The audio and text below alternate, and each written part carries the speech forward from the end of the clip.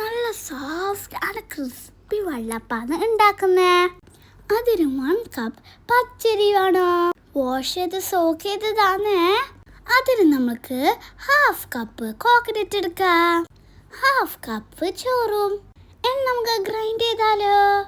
1/2 cup water വെച്ചിട്ട് grind ചെയ്യാം. നല്ല ഫൈനായിട്ട് ഗ്രൈൻഡ് ചെയ്യണേ. ഇനി നമുക്ക് ബാക്കിയുള്ളത് ഗ്രൈൻഡ് ചെയ്തിട്ട് വരാം. ഇതിന് 1/2 കപ്പ് വാട്ടർ ഒഴിക്കാം. ടോട്ടൽ 1 കപ്പ് റൈസിന് 1 കപ്പാണ് വാട്ടർ എടുക്കുന്നത്.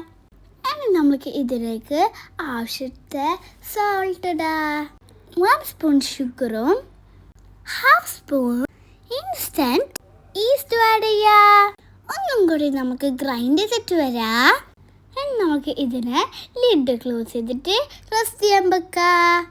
ഒരു 4-5 ഹവേഴ്സ് നിങ്ങൾ മിനിമം വെക്കണേ. ഇതാ നമ്മളുടെ മാവ് പൊങ്ങി വന്നിട്ടുണ്ട്. നമുക്ക് ഇതിനെ ഒന്ന് മിക്സ് ചെയ്തെടുക്കാം. ഈ സെയിം നിങ്ങൾ ഫോളോ ചെയ്തോ, നിങ്ങൾക്ക് നല്ല വെള്ളപ്പാക്കാം. ഇനി നമുക്ക് വെള്ളപ്പൻ്റെ പാത്രം ചൂടാക്കാം. ഒന്ന് ഓയിൽ ബ്രഷ് ചെയ്തെടുത്തിട്ട് 1.5 കയ്യിലാണ് ഒഴിച്ചത്. എന്നാൽ ഇതുപോലെ നിങ്ങൾ ചെയ്യണേ.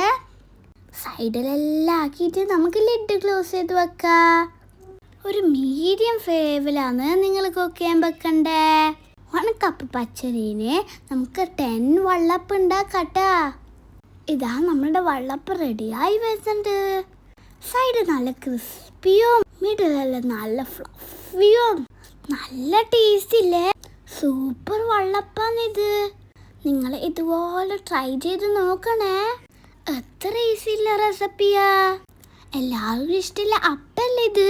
നോക്ക്, ഈ സൈഡിലെല്ലാം നോക്കിയാ എന്ത് ക്രിസ്പിയാ. അതുപോലെ തന്നെ ടേസ്റ്റിയാ.